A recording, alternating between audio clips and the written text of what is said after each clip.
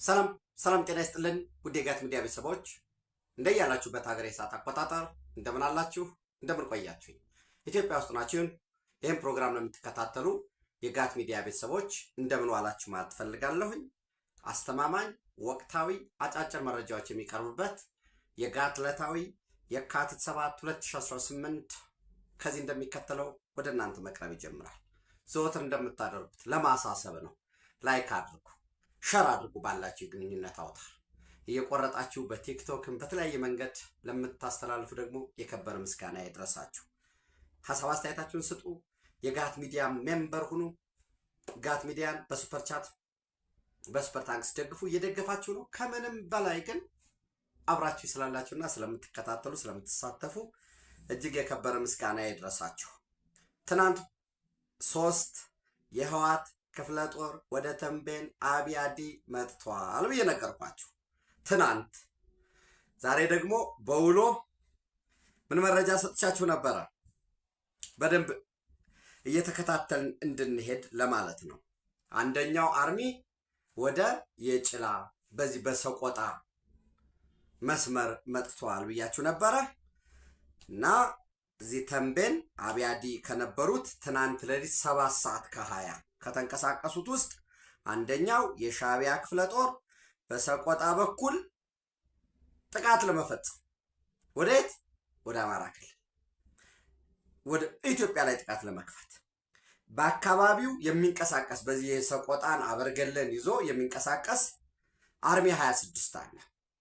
መካናይዝድም አለው እግረኛም አለው አርሚ 26 ከነሱ ጋር በመጣመር የጭላን አልፈው አሁን በዚህ ሰዓት ይሄ በዚህ ሰዓት ስላችሁ ቀረጻው የተከናወነበትና ወደ እናንተ የሚደርስበት የተወሰነ ጋፕ ሊኖር ይችላል። ግን ደውላችሁ ሰቆጣ አካባቢ ያሉ ሰዎችን ብታረጋግጡ የጭላን አልፈው የሱር ኮንስትራክሽን ካምፕ በነበረበት ቦታ ይሄ አንዱ የሻዕቢያ ክፍለ ጦር አርፏል። አሁን በአካባቢው ካለው አርሚ 26 ጋራ በመጣመር ዛሬ ነው የሚከፍቱት ውጊያ፣ ነገ ነው የሚከፍቱት፣ ከነገ በስቲያ ነው የሚከፍቱት። እሱን ምን ብያቸዋለሁ? በዋነኝነት የሚያውቀው ዘመቻ መምሪያው ነው፣ ወይንም የጦር ኮማንድ ፖስት ብለው መህተ በትግረኛ ፋይቲንግ ውጊያ ጦርነት ማለት። ስለዚህ የጦርነት ኮማንድ ፖስት ማዕከላዊ ሴንትራል ኮማንድ ፖስት ብለው ያቋቋሙት። በዛ ዙሪያ ደግሞ ከዛው አስተማማኝ መረጃ ሰጣችኋለሁ። ይሄ ብቻም አይደለም። ህወሓት አግበ አካባቢ ቀብሮት የነበረውን ከባድ የጦር መሳሪያ ከእያንዳንዱ ቀበሌ 50 አርሶ አደር የከተማ ወጣቶችንም ጨምሮ የራሱን ታጣቂዎች አድርጎ ከአግበ አካባቢ ቀብሮት የነበረውን ከባድ መሳሪያ በማውጣት ወደ ጭላ እያመጣ ነው። ምን ማለት ነው? አርሚ 26 አለ እዛው በአካባቢ ሲንቀሳቀስ የነበረው አሁን አንዱ የሻዕቢያ ክፍለ ጦር እና ይህን ከባድ መሳሪያ እያስጠጋ ነው ማለት ነው። ይህ ብቻም አይደለም። አንደኛው የሻዕቢያ ጦር ወደ ጸለምት እየሄደ ነው ብያቸዋለሁ። መንገድ ላይ ነው ያሉት፣ እየተንቀሳቀሱ ነው። ወደ ጸለምት እየመጡ ነው። በጸለምት አካባቢ ደግሞ ምን ብያቸዋለሁ ከዚህ በፊት አርሚ 17 እና 11 ምሽግ ቆፍረው ተቀምጠዋል ብያቸዋለሁ። አርሚ 17 ማለት ኮሎኔል ንጉስ አበጀ የሚመራው አዲ መሐመድ ይደርሰናል ብሎ ሪፖርት አድርጓል። የሬዲዮ መገናኛ እዛ ምሽግ ይዘዋል ብያቸዋለሁ። አርሚ 17 ጀነራል ታደሰ ገብረ ማርያም የሚባል የሚመራው ነው። እሱም ያለውን ጦር አምጥቶ ከአርሚ 11 ጋራ ከላይ እየነገርኳቸው ከኮሎኔል ንጉስ አበጀ ጋራ በመሆን በጋራ እየመከሩ ነው። በአብሯቸው ደግሞ የአማራ ፋኖ ብሔራዊ ንቅናቄ ታጣቂዎች አሉ ብዬ የነገርኳችሁ ከ3 ቀን በፊት ነው። በየካቲት 4 2018 ወይንም ሂዳችሁ ፌብሩዋሪ 11 ላይ ወደኋላ ተመልሳችሁ አፕሎድ ያደረኩትን ቪዲዮ ብታገኙ ታገኙታላችሁ ማለት ነው። በተመሳሳይ አርሚ 35 ደግሞ ዛሬ ምን ብያቸዋለሁ? ጠዋት ላይ አርሚ 11፣ 13፣ 17፣ 35፣ 42 በአርሚዎች ውስጥ ደግሞ ኮሮች አሉ። ሬጅመንት እያለ ደግሞ ይሄዳል። የነዚህ ሽረና ያሉ ዛሬ በጣም ብዙ በሬ ታርደዋል፣ በግ ታርደዋል፣ ፍየል ታርደዋል፣ ጠላ ቀርቧል፣ ቢራ አለ፣ ውስኪ አለ፣ ንግግር ቀርቧል። የሻዕቢያና የህወሓት ግንኙነት የካቲት 11 ሲጀመር ትግሉን በጋራ ነው የጀመርነው። በመሃል መውጣት መውረድ ነበረ። በሁለታችን በኩል ጥፋቶች ተፈጽመዋል። ነገር ግን ጥፋቶችን አርመን አሁን ለላቀ ታሪካዊ ድል ተዘጋጅተናል የሚል የሻዕቢያ ተወካይ፣ ወታደራዊ ተወካዮች፣ የስለላ ተወካዮች፣ የፖለቲካ ተወካዮች ንግግር አቅርበዋል። በተመሳሳይ የህወሓት ታጣቂ ተወካዮች፣ የፖለቲካ አመራሮች ንግግር አቅርበዋል። ጭፈራ ይኖራል፣ መድረክ ተዘጋጅቷል። እንዳልኳችሁ ደግሞ አሁንም ሪሄርስ እያረኳችሁ ነው ወደኋላ መልሼ። በዚህ ውስጥ አርሚ 42 አርሚ 7 ሸረሪና አርሚ 7 ዝግጅቶች አሉ። ከብቶች እየሄዱ ነው።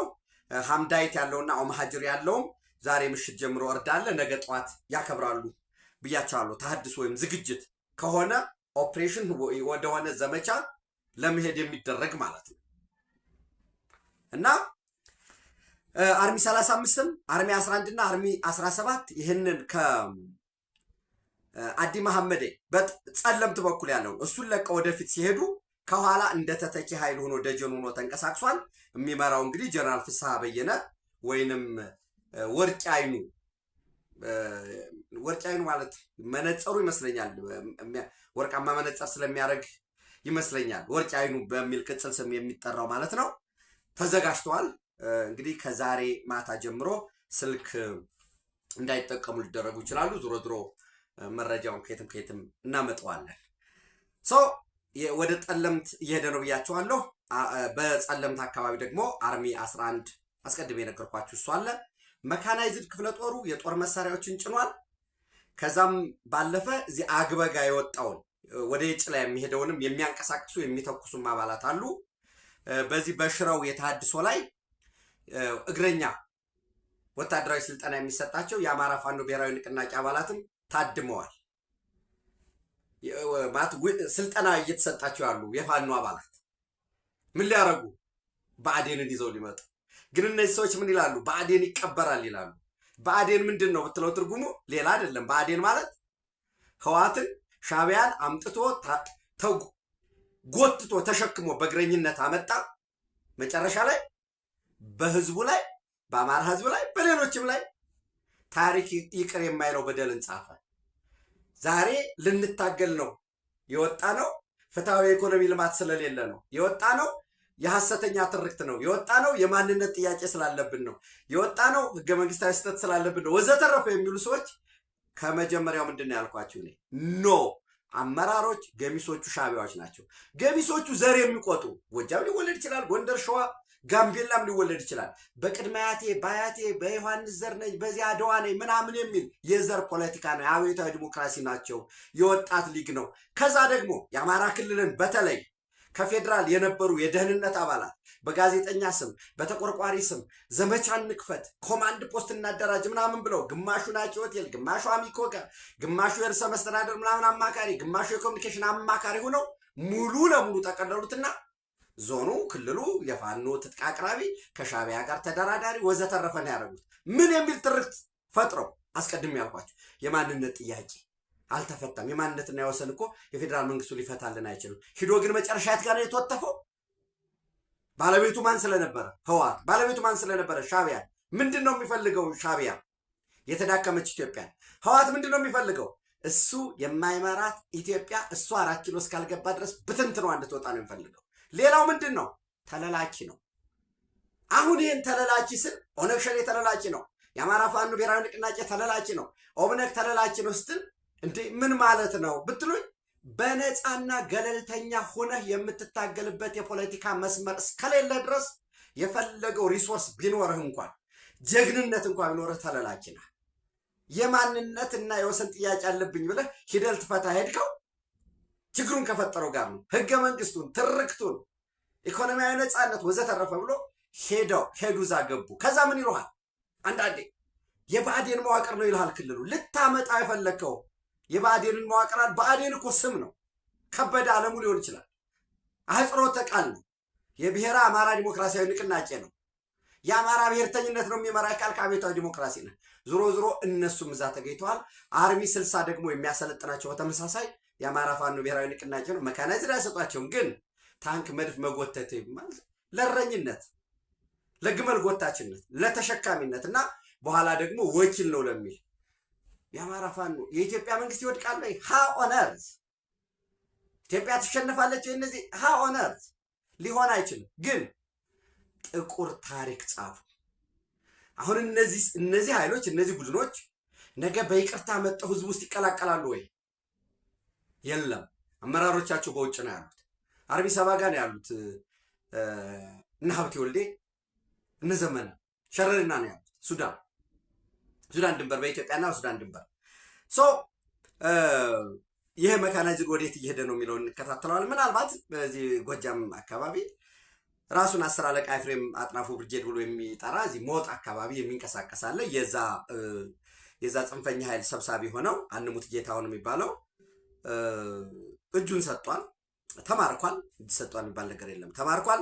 አብረውት የነበሩ 11 ታጣቂዎች ግን በተኩስ ልውውጥ እርምጃ የተወሰደባቸው ሁኔታ ነው ያለው። በተመሳሳይ የአማራ ክልልን ጽንፈኝነት በተመለከተ እሱን ለማጥራት መዋቅሩ ማጥራት፣ ፓርቲው ራሱን መገምገም ነው ያለበት። መንግስት ራሱን ነው መገምገም ያለበት። መዋቅሩ ግማሽ ዘመዶቻቸው በመንግስታዊ መዋቅር፣ ሌሎች ደግሞ ጫካውንም ቤተ መንግስቱንም ይዘን እንሄዳለን ብለው በመሃል ንጹሐን ማለቅ የለበትም። በደንብ ተደርጎ ቢሰራ ያለው ይሄ ነው። ማነው የጦር መሳሪያ ይሰጥ የነበረው? ማነው ያደራጀ የነበረው? በቤተ ክርስቲያን ስም ሙዳየ ምጽዋት ተብሎ እኔን አግቱኝና ይሄን ያህል ገንዘብ አግኙ ምናምን የሚታወቅ ነገር ስለሆነ ማለት ነው። ህዝቡም ከዚህ በላይ መንገላታት የለበት። አይ ቢሮ ያሉት ከጫካው ጋር አብረን እንሰራለን ካሉ እነሱ ለቀው ሂደው የጫካው ወደ ቢሮ ነው መምጣት ያለበት። ሁለቱም ጋር ሆኖ ህዝቡ መዋከብ ስለሌለበት እና ያንዳንዱ እኮ ፖለቲካል ኮንስቲትዩንሲው የሚገርም ነው። ከፍተኛ አመራር ተብሎ አካባቢው ላይ ግን ጽንፈኛው ነው ያለበት። በየትኛው ኮንስቲትዩንሲ ነው ፖዚሽን ሊኖረው የሚችለው? ይህ አንዳንድ ጊዜ በደንብ መታየት መቻል አለበት። የጎሬላ ፋይቲንግ በተፈጥሮ በተራዘመ ሂደት ህዝቡ ተስፋ እየቆረጠ ነው የሚመጣው። የሚያድነኝ የሚከላከልልኝ የሚጠብቀኝ የለም ወደሚለው ይሄዳል። መከላከያ ለባለፉት 2 ዓመት ፕላስ ደቡብ ጎንደር ዞን ነበር። ለቆ ሲወጣ እንገልፍ የሚያረግ ከሆነ አንድ አርቲክል እያነበብኩ ነበርና 20 ምናምን ዓመት መከላከያ ኑሯል። ለምሳሌ የአሜሪካ ሚሊተሪ አፍጋኒስታን ነበረ። የአሜሪካ ጦር ሰራዊት ይጠብቀናል ብሎ እዛ ያለው የጸጥታ ሴኩሪቲ አፓራትሱን የመረጃ አፓራትሱን ሊሰራ አልቻለም። ወዲያውኑ ያው የምታውቁት ነው ጦሩ ሲወጣ ከአፍጋኒስታን ሲወጣ የሆነው። ይሄም አመራሩ እየሰራ አይደለም ማለት ነው፣ ወይንም ሰቦታጅ አለ ማለት ነው። አይ ምን ይሰራል? ሚሊሻ ለምን እናሰለጥናለን? አንዳንዱ እኮ ጭራሽ በሚሊሻ አቅማችን ጨርሰን ቶፕ 70 የሚባል ደግሞ ፓራ ኮማንዶ እያሰለጠን ነው ምናምን ብሎ ሪፖርት ይልካል። ላይ ያለው ባለስልጣንም ቢሮ ቁጭ ብሎ ዶክመንት አገላብጦ የእናንተ ዞን የእናንተ ወረዳ አረንጓዴ ነው፣ ይሄ ደግሞ ቢጫ ነው፣ ይሄ ደግሞ ቀይ ነው። በቀውስ ጊዜ አንዳንዱ ደግሞ ቤተሰቦቹን ሌላ ቦታ ያደረጋል። ተቆራርጦ መስራት መቻል አለበት። ኢትዮጵያ እንደሆነ አትሸነፍም። ኢትዮጵያ በማትሸነፍበት ጦርነት ግን ለምንድን ነው ህዝቡ የሚሰቃየው? ለምንድን ነው ንብረት የሚወድመው? ደብረ ታቦር ላይ የሆነው ነገር በቃ እንደዚህ ተደርጎ ነው የሚታለፈው። ጀስ በቃ ጽንፈኛና ምናምን እንደዚህ ኃይሉ ንብረት እንደዚህ አወደመ ምናምን እና አንዳንድ ጊዜ ማለት ራስን በዛ ቦታ ማስቀመጥ ያስፈልጋል። እኔን እኮ እንደ ጌትነት ከፋኖ በላይ እኮ አምጡ ስበብ ፈጥሮ እንሰራው ሲል የነበረ እኮ አመራር አለ። ብሬን ገዝተው ዲሽቃ እነዛንስ ለምሳሌ እጃቸው የሰጡትንስ ምንድን ነው? ከማን ጋር ነበር የከተማ ኔትወርካቸው ምናምን ባል የውስጥ አመራሩ ምናምን ስብስ የማጥራት ስራ አይሰራም። በቃ እጃቸውን ሰጥተዋል ወይንም የሰላም ስምምነት ተፈራርሟል፣ አለቀ። የአማራ ፋኖ ህዝባዊ ድርጅትና እንደዚህ የአማራ ብሔራዊ ክልላዊ መንግስት እንደዚህ ሰላም ስምምነት አደረጉ ምናምን። ኦኬ ከማን ጋር ይሰሩ እንደነበረ የአፋድ አመራሮች አይጠየቁ ማለት ክልሉን ለማረጋጋት ኮሎኔል ፋንታውን ሙሀቤ ከዚህ በላይ ክልሉ በጦርነት አዘቅት ውስጥ መቆየት የለበትም ብለዋል። ግን በዛ በጫካ ሳሉ የሎጂስቲክስ ምንጫቸው ማን ነበር ትጥቅ የሚሰጣቸው? እንሶን ይሄ መታወቅ የለበትም? እኔ መሰራት አለበት ነው። ተሰርቶ ሊሆን ይችላል፣ የግድ እኔ ማወቅ ላይኖርብኝ ይችላል። ግን ካልተሰራ እዛ ውስጥ ያለው በቃ አንዳንዶቹን እኮ እንዲያው እጃቸውን የሰጡትን አንድ ልጅ ኢንተርቪው እየሰማው ነበር። የሚያሳድዷችሁ ሁሉ አሉ። ለምን ሰጣችሁ እጃችሁን? ይህን ያህል ገንዘብ እንስጣችሁ፣ ወደ ውጭ ሂዱ፣ በቃ አርፈ ቁጭ በል የሚሉ ይሄ በደንብ መታየት መቻል አለበት። ዞሮ ዞሮ ትግራይ ክልል ውስጥ የሻዕቢያ ገዳይ የደህንነት ቡድን ገብቷል። እንዲያውም አንዳንዶቹ ፎቶቸውም እየተዟረ ያለበት ሁኔታ አለ። አብያዲ በዋነኝነት ምንድን ነው የሚሰሩ ስራቸው መሰላችሁ? እነዚህ ስለላ፣ ግድያ፣ አፈና፣ እስር እና የተለዩ ባለሀብቶችን ወይንም በውሎ ፕሮግራም ወደ እናንተ እንዳደረስኩት ይሄ እንትን ብለው የሚጠሯቸው አሉ። የክህደት ኃይሎች ብለው የሚጠሯቸው ለውጥ የሚጠይቁ ልማት ያስፈልገናል፣ ጦርነት ከዚህ በላይ ይበቃናል። ከዚህ በፊት ውጊያ ተደርጎ በክልሉ ምንም ተብሎ ስምምነት ነው የተባለው። እናንተ ዛሬ ፕሪቶሪያ ተጣሰ ልትሉ ትችላላችሁ። ነገ ናይሮቢ ልትደራደሩ ብትችሉስ? ነገ ዳሬ ሰላም ብትሄዱስ? ከመሃል ግን ህዝቡ ነው እየተጎዳ የሚሉ ለውጥ መምጣት አለበት የሚሉት ይህን የሚደግፉ በተለያየ መንገድ ጦርነቱን ይቃወማሉ። ወይንም ጦርነት የሚቃወሙ ወይንም ከጦር ግንባር የሚጠፉ የሚሸሹ እንዲሁም ጦርነት አያስፈልግም የሚሉና ሀብት ያላቸው በበቂ ሁኔታ የማይደግፉትን የማፈን፣ የመሰወር፣ ንብረት መዝረፍ፣ የመግደል እነዚህ ስራዎችን እንዲሰራ ነው። ተንቤን አብያዲ ልብሱን ለብሰው እዛው የሻዕቢያን ልብስ ለብሰው ሻይ ሲጠጡ ምናምን ያዩቸው ፎቶቸውንም ያነሳሉ። በሁሉም ተበትነዋል። በሁሉም እና አዲስ የተሰጣቸው ተልእኮ ደግሞ ጦርነት ላይ ሆነው ከኋላ ሆነው ሸሽቷል ወይ በደንብ አልተዋጋም የሚሉትንም እርምጃ እንዲወስዱ ተልእኮ ትእዛዝ ተሰጧቸዋል ማለት ነው። ሌላው አዲስ ዲቨሎፕመንት እንግዲህ ጀነራል ታደሰ ወረደ ከስልጣኑ ተነስቷል ብያቸዋለሁ። ሰበር ብዬ የተረጋገጠ ካልሆነ ጋት ሚዲያ አትዘግብም። እኔ በዚህ ደስ ይለኛል። በነገራችን ላይ እውነተኛ መረጃ እናንተ ጋር ስለማመጣ፣ እውነተኛ መረጃውን ከየት ነው የማመጣው? ከእናንተ ከሌሎች የመረጃ ምንጮች የደረሰኝን ሁሉ ወደ እናንተ አላደርስም። ትሪያንጉሌት እናደርገዋለን፣ እናጠረዋለን። ያልጠሩ ብዙ መረጃዎች አሉኝ እኮ ቸክ ለማድረግ የምሞክራቸው፣ ምክንያቱም ሌላ ጀንክ የሆነ መረጃስ ቢመጣ በሚል ሴንትራል ኮማንድ እንደተቋቋመ ይህን ስም በደንብ እንድትይዙት። ከህወሓት 3 ሰው ዶክተር ደብረጽዮን ገብረ ሚካኤል ሊቀመንበር እና ፕሬዝዳንት ነው የሚሆነው። አሁን ፕሪቶሪያ ስምምነት ተጣሰ ማለት ወደ ቅድመ 2013 ተመልሰን ምን ሊል ይችላል? አሁን ህወሓት ነገ ከነገ በስቲያ በ2013 ምርጫ የተመረጣቸው የምክር ቤት አባላት በአስቸኳይ እንድትመጡ ሊል ይችላል። የምክር ቤት ስብሰባ ሊያደርግ ይችላል። እንዳትረሱ ይሄን። ዶክተር አብርሃም ተከስተ የኢኮኖሚ ዘርፉን የሚመራ እዛው ከህወሓት አባል፣ ፈትለ ወርቅ ገብረ እግዚአብሔር ድርጅቱን ህወሓትን በመወከል የፖለቲካ ድርጅቱን ወክላ ከህወሓት 3 ሰው። እነዚህ 3 ሰዎች ደግሞ እላቸዋለሁ እኔ ለትግራይ ህዝብ በጣም አዝናለሁ። እነዚህ 3 ሰዎች ደግሞ ዶክተር ደብረጽዮን ገብረ ሚካኤል የስብሐት ነጋ እህት ልጅ ነው። ዶክተር አብርሃም ተከስተ የስብሐት ነጋ ልጅ ባል ነው። ማን የቀረ? ፈትለወርቅ ገብረ እግዚአብሔር። 3ቱ የስብሐት ነጋ ወንድም ልጅ ነች። ከታጣቂው ኃይል በመወከል ጀነራል ምግበይ ኃይሌ፣ ጀነራል ዮሐንስ ወልደ ጊዮርጊስ ጆን መዲድ፣ ጀነራል ኃይለ ስላሴ ግርማይ፣ ወዲም በይተይ 6 አይደል?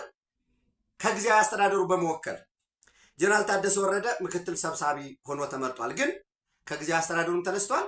እዚህ ቦታም ኖሚናል ነው ብያችኋለሁ። ፕሊስ እባካችሁ፣ ግማሽ ሰዓት ነው የምትፈጅባችሁ።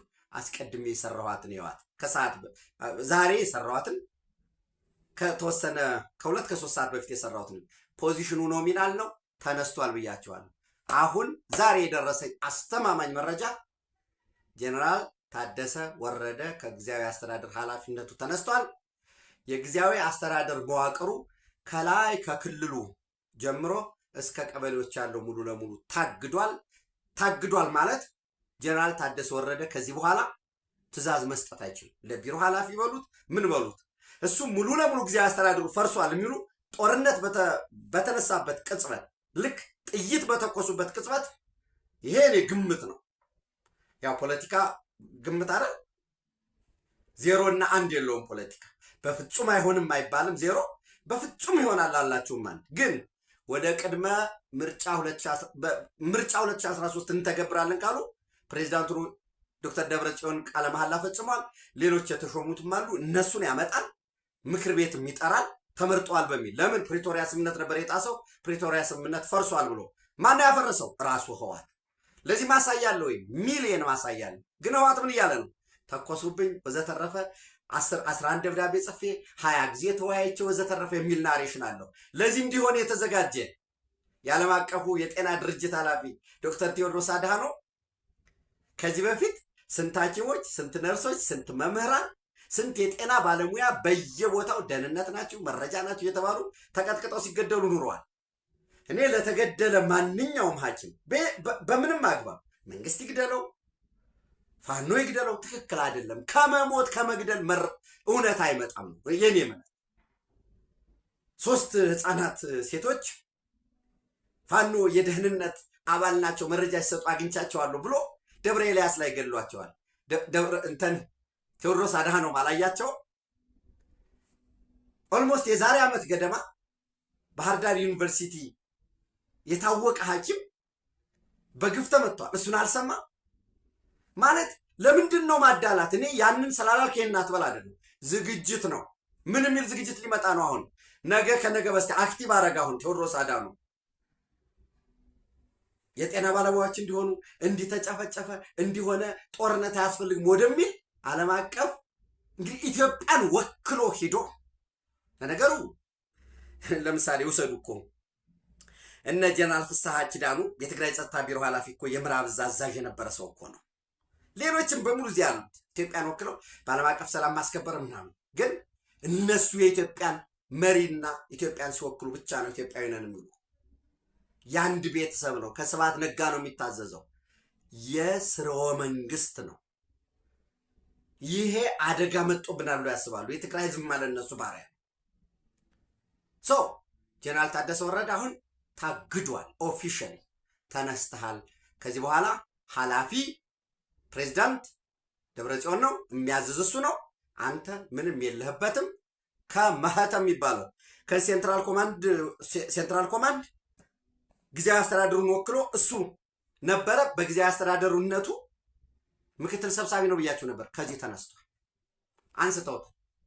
በሱ ቦታ ማን ሊገባ ይችላል? ምናልባት ጌታቸው አሰፋ ኤርትራ ነው ያለ። ቅድም ብያችኋለሁ፣ አላረጋገጥኩም። ኤርትራ ሄዷል፣ አስመራ ነው ያለ ብለውኛል። እሱን ሊያካትቱ ይችላሉ። ወይንም ይሄ ዶክተር ሰለሞን የሚባለው ሊካተት ይችላል። አብረን እናያለን። ይችላል ነው ያልኩኝ። ወይንም እንግዲህ ምናልባት ዳዊት ገብረ እግዚአብሔር የፈትለ ወርቅ ወንድምን የጦር መሳሪያ የሚገዛ ምናምን ኢምፓወር ሊያደርጉት ይችላሉ። ሌሎችም ሊኖሩ ይችላሉ። አብረን እናያለን። አቶ አማኑኤል አሰፋ ህወሓትን ወክሎ አለ። ጀነራል አሰፋ ኪዳኑ የትግራይ ጸጥታ ቢሮ ኃላፊ አለ። ሚሊታሪ ኮማንዶችን ዝርዝር 5ቶችን ነግሬያቸዋለሁ። እዚሁ ያሉበትም እዚሁ ይገባሉ። ሊቀመንበር ማን ነበር ብያቸዋለሁ? ዶክተር ደብረጽዮን ነበር። ምክትል ጀነራል ታደሰ ወረደ ነበር። አሁን እሱ ጀነራል ታደሰ ወረደ ተነስቶ ማን ሆነ? አሁን ፈትለወርቅ ገብረ እግዚአብሔር የሴንትራል ኮማንድ አባል የስብሐት ነጋ ራሱ ስብሐት ነጋ ሆነ። አንድ ቤተሰብ። የትግራይ ህዝብ ምን ቢያጠፋ ምን ቢበድል ነው ለዚህ ሁሉ መከራ የተዳረገው? ለነዚህ ለአንድ ቤተሰብ መጫወቻ የሆነው የሚለው ያሳዝነኛል። የእውነት ያሳዝነኛል። ንጉሳዊ ስርዓቱ ፊውዳሊዝምን እንታገላለን ብለው የሄዱ ሰዎች፣ ትግል ጀመር ነው የሚሉ ሰዎች፣ ለነገሩ የእኛስ ጉድ አለ አይደል? እና እኔ የትግራይ ህዝብ የትግራይ የፖለቲካ ልሂቃን ምሁራን ጊዜ የለንም በሚል ስሜት በመቆራረጥ ለህዝባቸው ሊደርሱለት ይገባል ብዬ አምናለሁኝ። በዚህ ረገድ የሻዕቢያ በገዳይ ቡድንም የደህንነት መዋቅርም መካናይዝድም እግረኛ ሙሉ እያስገባ ነው። ጥሩ ነው ማስገባቱ። ከዚህ አይደለም የምንከላከለው። ሻዕቢያ እያሰበ ያለው ኢትዮጵያን ስትራቴጂክ ደብዝ አድርጌ ውጊያውን በትግራይ ምድር ከዛም አልፌ ገብቼ አማራ ክልል አደርጋለሁ። በዚህ ውጊያ ደግሞ ወደ ዓለም አቀፍ ስምምነት ሁለቱ ይገባል። እንደዚህ አድርጌ ህልውና ያናጸናለሁ ነው። ውጊያው አስመራ፣ ደቀ መሐሪ፣ ምጽዋ እና ሌሎች ቦታ ነው የሚሆነው። ከዚህ እየተከላከል ከዛ ማጥቃቱን በዚህም ከኢትዮጵያም ወደ ኤርትራ ከኤርትራም ወደ ኢትዮጵያ ይሆናል። ሚሊተሪ ስትራቴጂስቱ እንኩኛል ያ ነው ሊሆን የሚችለው። ስለዚህ ጀነራል ታደሰ ወረደ ትእዛዝ መስጠት አቁሟል። ከክልል እስከ ጣቢያ ድረስ ከሱ ትእዛዝ እንዳትቀበሉ ተብለዋል። ከሴንትራል ኮሚቴ ወይም ከ9ኙ ታግዷል። መታገዱ ይፋዊ በሆነ መንገድ በደብዳቤ አልተገለጸለትም። ለምንድን ነው በደብዳቤ ያልተገለጸለት? ራሱ ይሄም ኦፊሻል የሚሆነው ጦርነት እንደጀመር ነው ኦፊሻል እናደርገዋለን ያሉ። ነገር ግን አማኑኤል አሰፋ ንገረው ተብሏል። ታግደሃል፣ ትእዛዝም እንዳትሰጥ ታግደሃል ተብሏል። የጊዜያዊ አስተዳደሩ ማን ሊሆን ይችላል? አሁን ለጊዜው በእነዚህ ትራንዚሽን ነገም ጦርነት ጀምሮ ከነገ በስቲያም እስከዚያ ድረስ አማኑኤል አሰፋ ያንን ደርቦ እንዲሰራ ከፈትለ ወርቅ ጋራ ትእዛዝ ተላልፏል። 9 አባላት ባሉት ሴንትራል ኮማንድ ወይም ምህተብ በሚባለው ማለት ነው ዶክተር ደብረጽዮን ሰብሳቢ፣ ፈትለ ወርቅ ገብረ እግዚአብሔር ምክትል ሰብሳቢ ሆነዋል። በታደሰ ወረደ ቦታ እንዳልኳችሁ ጌታቸው አሰፋ ነው የሚመጣው ወይንስ አማኑኤል አሰፋ? ወንድማማቾች አይደሉም። ነገር ግን አማኑኤል አሰፋ ከዚህ ከሚሆን ወደ ሴንትራል ኮማንድ ላይ መጣ ይችላል። ሌሎች ሰው እናመጣለን የሚል የተቀመጠ ነገር ሊኖር ይችላል። አንድ ሰው የጠቆመኛል፣ ዶክተር ሰለሞን ሊሆን ይችላሉ የጠቆመኛል። እኔ ዶክተር ሰለሞን ስለማላቀው ነው ይሄንን መረጃ እየሰጧቸው ያለው። ሌላው በዚህ አጭር መረጃ ኢትዮጵያና ሶማሌላንድ አዲስ የንግድ ስምምነት ሊፈርሙ ነው በሚል መረጃዎች በጣም በስፋት እየተናፈሱ ነው። ይህን መረጃ በስፋት እያናፈሰ ምንጩን ነግራችኋለሁ። ምንጩን የሶማሊላንድ ፕሬዚዳንት አብድራህማን ሙሐመድ ወይ ኢሮ ከሲኤንኤን አረቢክ ጋራ ኢንተርቪው አደረጉ። ምንድን ነው ሲባሉ ኖ እኛ ታክስ ፍሪ እናደርጋለን፣ የውጭ ቀጥታ ኢንቨስትመንት ወደ ሀገራችን ከመጣ በጣም ወሳኝ የተባሉ የከበሩ ክሪቲካል ሚኔራልስ አለን፣ ከ850 ኪሎ ሜትር በላይ ስትራቴጂክ በሆነው የቀይ ባህርንና ህንድ ውቅያኖስን በሚያገናኝ ገልፍ ኦፍ ኤደን ላይ ወሳኝ የሆነ ሾር አለን፣ ሲሾር አለን፣ ጠረፍ አለን። ለሴኪሪቲም ለሁሉም ነገር የሚሆን ጠንካራ ዲሞክራሲ አለን። ህዝባችን መስራት የሚችል ነው። ያለንበት ቦታ ደግሞ ስትራቴጂክ ሎኬሽን ወሳኝ ነው ብለው በዝርዝር አብራርተው የከበሩ ማዕድናት አሉን። ከአሜሪካም ጋር ለሌሎችም ኦፈር አድርገናል። አሁንም የበለጠ እውቅና እንጠይቃለን። እውቅና ሊሰጡንም ዝግጁ የሆኑ ሀገራት አሉ። በቅርቡ እጅግ በጣም ብዙ ተስፋዎች አሉ። ነዳጅ፣ በቂ ነዳጅ ለዓለም ገበያ የሚውል በቂ ነዳጅ አለን፣ በዛም መልማት መሳተፍ ይችላል የሚል ንግግር ካቀረቡ በኋላ ለዚህ ሲኤንኤን ቢዝነስ አረቢክ የሲኤንኤን አንድ አካል ነው፣ ከኢትዮጵያ ጋር በንግድ በሎጂስቲክስ እና በሌሎች ዘርፎች ለመስራት ስምምነት ለመፈጸም ዝግጁ ነን፣ በቅርቡም ስምምነት እንፈራረማለን አሉ። ይህንን ያዙልኝ። ከዛ እኔ ጠየቅኩ፣ 3 ሰው ጠየቅኩ፣ ለጉዳዩ ቅርበት ያላቸው ሰዎች። ኖ ኢትዮጵያ ከሶማሌላንድ ጋር በልዩ ሁኔታ የምትፈጽመው ስምምነት የለም፣ ከሆነም ደግሞ ኤምኦዩ ነው የተፈራረምነው፣ ያኔ ሚሞራንደም ኦፍ አንደርስታንዲንግ ነው። ያ ሚሞራንደም ኦፍ አንደርስታንዲንግ ደግሞ በጋራ ንግድ ለመስራት፣ የጸጥታና ደህንነት ስራዎችን ለመስራት፣ የኢትዮጵያ ባህር ኃይል በገልፍ ኦፍ ኤደን በኤደን ሰላጤ በዛ ቦታ እንዲኖረው ለማስፈር ኢትዮጵያ የሶማሌላንድ የሀገርነትን እውቅና ደግሞ ቀጠናዊም አህጉራዊም ዓለም አቀፋዊ ሁኔታውን በመተንተን በመገምገም ኢትዮጵያ እውቅና የምትሰጥበት ጉዳዮች ካሉ በዚህ ላይ አብረን በጋራ ልንሰራ ፕሮቪዥንስ ወይንም እንደ አንቀጽ ልትወስዳቸው ትችላለህ።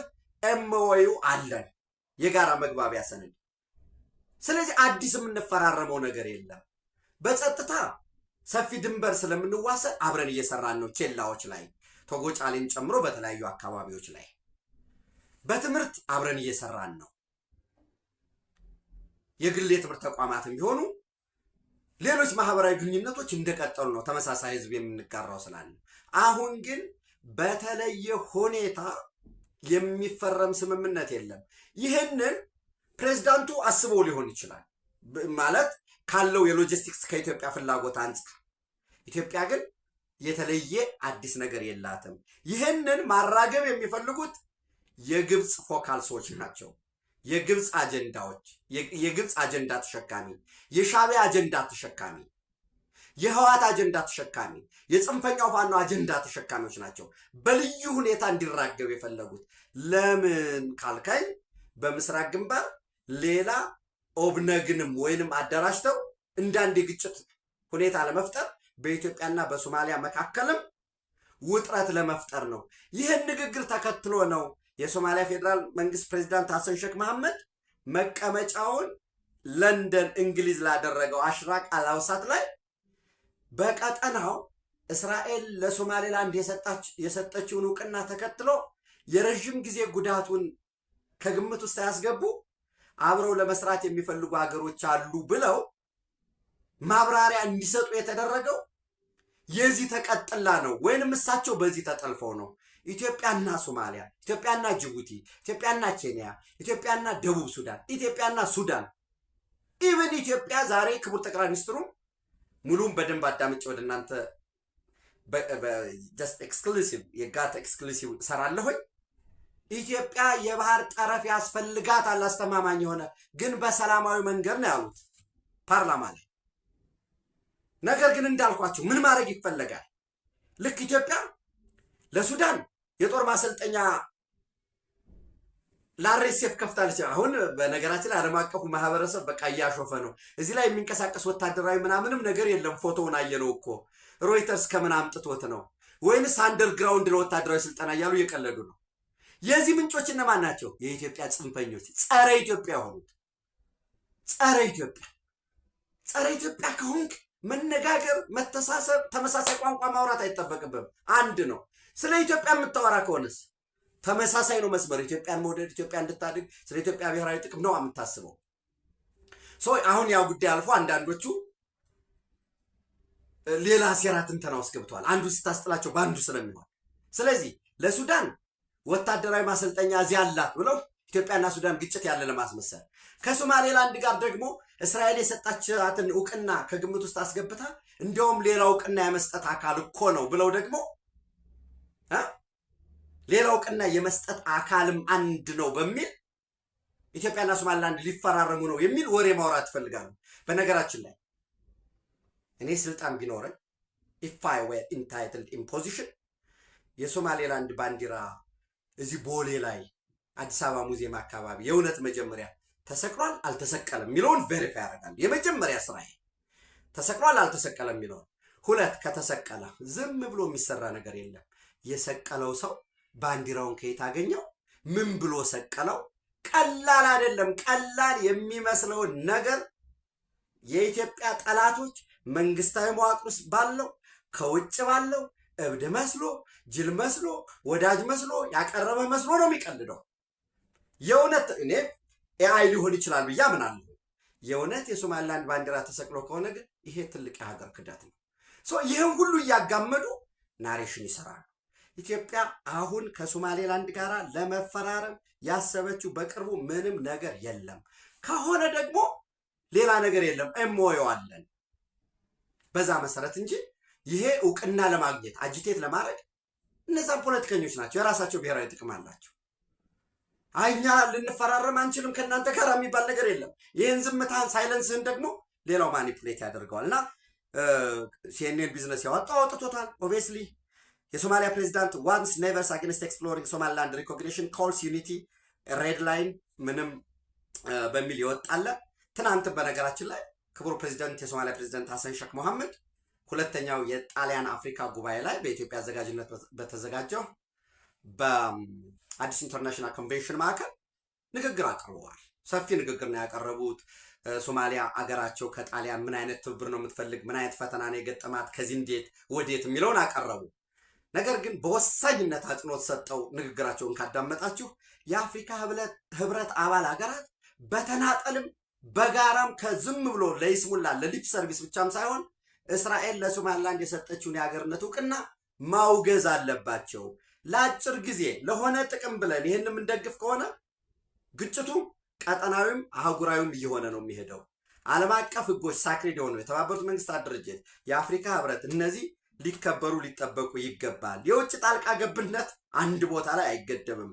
ህጎችን በመጣስ የጀመረው የውጭ ጣልቃ ገብነት በሂደት በቀጠናዊ ሰላም መደፍረስን፣ አለመተማመንን፣ የእጅ አዙር ጦርነትን ሊያስነሳ ይችላል የሚል ስጋታቸውን ገልጸዋል። ሰው ኢትዮጵያና ሶማሊላንድ ሊፈራረሙ ነው የሚልህ ትናንት ተፈራረሙ ወደ ጦርነት እንገባለን ከሶማሊያ ጎን ያለህ አሁን ከሱዳን ጎን ነን የኢትዮጵያ መንግስት ብሔራዊ ጥቅማችንን ስጋት ውስጥ ከቶብናል የሚልህ አንብቤ ያለሁ ምናምን ከኔ በላይ አዋቂ የለም። ስብሐት ነጋን እተካለሁኝ ኦህዴድ ቀጥሎ በኦህዴድ ውስጥ ስብሐት ነጋን እተካለሁ። እኔ ቁጭ ብዬ መንግስታዊ ስልጣን ሊኖረኝም ላይኖረኝም ይችላል። ቲንክ ታንክ ነኝ፣ ሀሳብ ሰጭ ነኝ፣ ካልኩሌተሩን ይዣለሁ። ወርቅ ማዕድን ይሄ ከሌ የሚባለው ድርጅት የአካባቢውን ማህበረሰብ በኬሚካል ምናምን በክሏል። ስለዚህ ለእኔ ይሰጠኝ እላለሁ። ጫት ነግዳለሁ፣ ብረት አስመጣለሁ፣ ሪል ስቴት ላይ አለማለሁ። ኢምቢሊየን ኢንትሪሊየን እየሰራሁኝ ህዋትን ኦህዴድ ህዋትን ይተካል፣ ስብሐትን ደግሞ እኔ እተካለሁ የሚል ቅንጭር የሆነ ኢትዮጵያን በደንብ ተዘዋዝሮ የማያውቅ አስቀድሞ ከውስጥ ከመዋቅር ውስጥ መረጃ ይሰጠው የነበረ ሲያገለግል ኖሮ ሲለላክ ኖሮ ግን ሲልክ የኖረ የመሰለው ይህ ኃይል ኦፍኮርስ እንደሱ ደግሞ አሁንም ከውስጥ መረጃ ሰጠን ታግለን አታግለን እኛ ወደ 4 ኪሎ እንገባለን ያለ ደግሞ ቅንጭር ነገዱ። ሌላው በሙሉ አላማቸው ሀሳባቸው የነበር ግማሽ ወደ ኬንያ፣ ግማሽ ወደ ኡጋንዳ፣ ሌላው ደግሞ ወደ ካናዳ ምናምን ሲላክ እየተመቻቸለት መዋቅር ተፈጥሮ ነው። ዝም ብሎ የሆነ ነገር የለም። ቅድም ብያቸዋለሁ። ዝም ብሎ የሶማሊላንድ ባንዲራ ተሰቅሎ ከሆነ ዝም ብሎ አልተሰቀለም። ተሰቅሎ ከሆነ ምክንያቱም ሳይሰቀል ኤአይም የሰራው ሰው ዝም ብሎ አይደለም። ከተሰቀለ ያችን ቪዲዮ አንስቶ መለጠፍ ባንዲራ ተሰቀለ እዛ የሆነች የሶማሊያ ሰው ሂዳ ያንን ቪዲዮ ስታነሳ ምናምን ታየች ራሷ እሷ ናት ወይ? ይሄን በቀላሉ ማየት የለብንም የሚል እምነት አለ። ኪዩሪዮሲቲ ወሳኝ ነው። አዲስ ነገር የለም። ሌሎች ተጨማሪ መረጃዎች እየደረሱኝ ያሉ አሉ። እንደ ሁኔታው ቬሪፋይ እያደረኩ ወደ እናንተ ደርሳለሁ። ኢትዮጵያ በክብር ለዘላለም ትኖር። ቴንኪዩ። አመሰግናለሁ።